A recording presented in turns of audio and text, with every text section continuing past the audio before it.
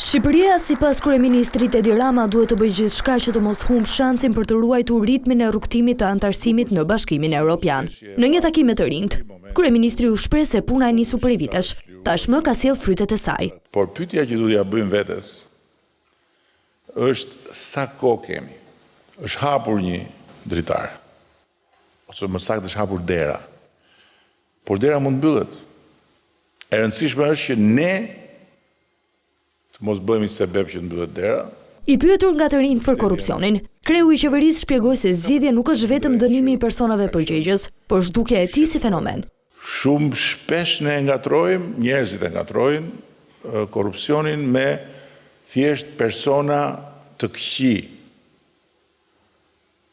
që duhen marrë edhe duhen quar në ferr dhe pastaj ne do shpëtojmë. Jo.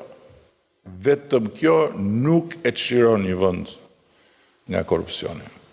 Që një vend çlirohet nga korrupsioni, duhet që korrupsioni të mos jetë një shërbim.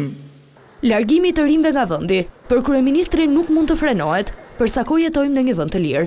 Ka një mënyrë për ta ndaluar këtë? Nuk ka. Se po të kishte do të kishte ndaluar të tjerë. E para, e dyta, çfarë mund t'i thuhet një të riu 20 vjeç që ka përpara gjithë botën në celular. Gjatë fjalës së tij, Rama theksoi se integrimi i Shqipërisë në BE sjell mundësi të barabarta për arsimin, duke nisur nga pagesat, shërbimet apo tregu i punës, njësoj si studentët europian.